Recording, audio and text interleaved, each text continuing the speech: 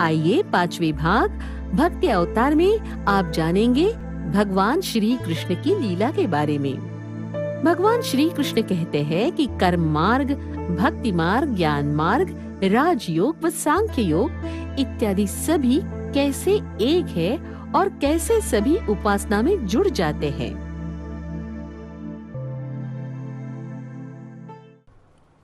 रास लीला का रहस्य समझ में आएगा जब आप कृष्ण को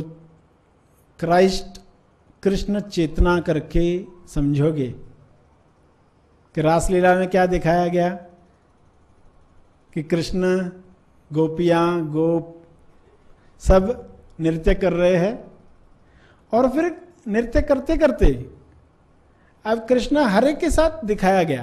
पहले तो कृष्ण है बीच में, सब नृत्य कर रहे हैं, फिर बाद में क्या दिखाया गया कि दो लोगों के साथ कृष्ण, फिर हर एक के साथ कृष्ण अलग अलग से। तो कहानी में क्या बताएंगे, अपनी माया से अपने आप को विभाजित किया, अलग अलग टुकड़े किए और हर एक के साथ देखा गया। अभी चांद आसमान में है, बारिश नीचे गिरी है, छोटे छोटे डबरे हैं पानी के, तो सभी में चांद दिखता है, यानी टुकड़े नहीं किए उसने अपने, चांद ने अपने टुकड़े नहीं किए। मगर अभी कैसे बताया जाए, क्योंकि अनुभव करके समझ पाओगे, व्यक्ति करके, शरीर करके तो फिर ऐसी कोई तो मायावी शक्ति होनी चाहिए। तो कृष्ण के पास ऐसी मायावी शक्ति थी, इस वजह से उसने अपने टुकड़े किए और सभी के साथ कृष्ण नृत्य कर रहे हैं। यानी बताया क्या गया, उस नृत्य में जो जिस जिसका समर्पण होते गया उनके उनके अनुभव खुलते गया। जिस जिसको समर्पण हुआ जिसका, उसके अंदर अनुभव प्रकट होने लग गया। उद्धव को कृष्ण ने भेजा गोकुल में, जब वे वहां से चले गए थे कंस को मारने के लिए। उसके बाद कंस के वध के बाद वहीं रहे।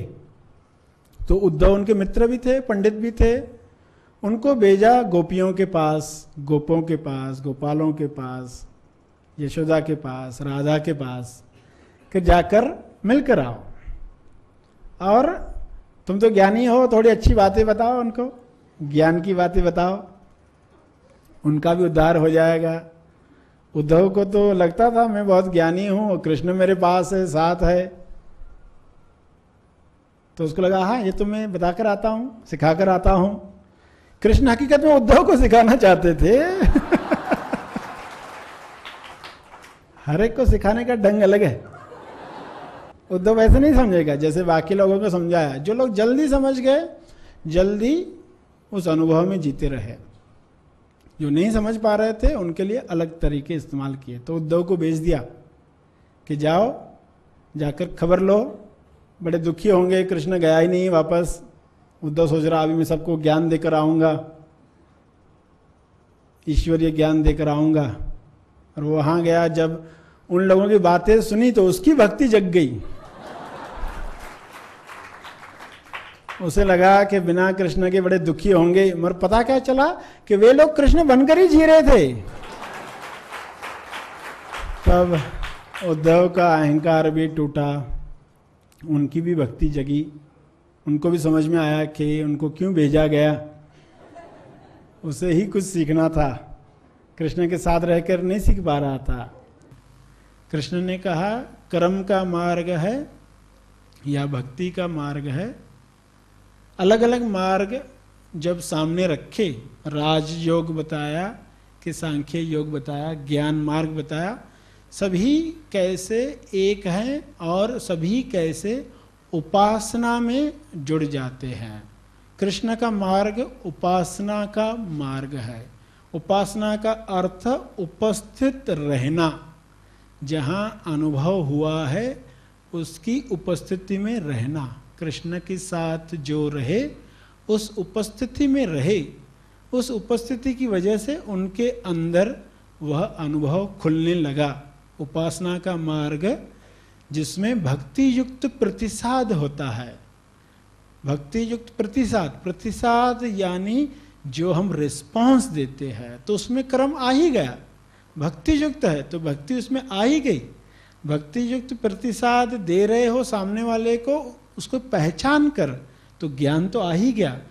तो सभी चीज़ें एक ही चीज़ के अंदर आ जाती हैं जब हम PPBS पहचान प्रति भक्ति साध देते हैं, जब हम सामने वाले के अंदर उसी चेतना को जानकर प्रतिसाद देते हैं, तो यह उपासना है। सही उपासना हर जगह पर जो हो रही है, सिर्फ अपने घर के छोटे मंदिर में नहीं, वहाँ पर हमने दिया जलाया, अगरबत्ती जलाई, कुछ श्लोक पढ़े और हम फ्री हो गए, अब सभी को कंस मानकर जीते रहेंगे, तो हमने सही फायदा लिया ही नहीं। वहाँ से तो शुरुआत हुई, दिन भर फिर हम किसे रेस्पॉन्स देंगे, किसे प्रतिसाद देंगे, किसके साथ बीज डालेंगे विश्वास का, किसे मदद करेंगे। फिर किसी को भी मदद करेंगे तो अंदर भाव होगा कि हम उसी को दे रहे, और किसी से भी लेंगे तो अंदर भाव होगा हम उसी से ही ले रहे हैं। लेन देन हमारा एक ही से जब होने लग जाएगा तो उपासना का रहस्य आपके सामने खुलने लग जाएगा।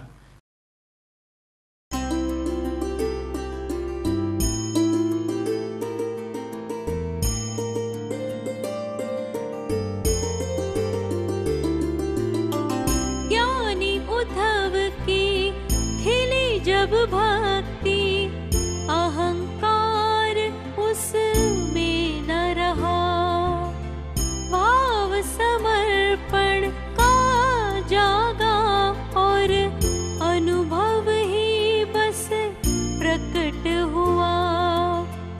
भक्ति का रंग लग जाते ही आँखों में झलके प्यार ही प्यार।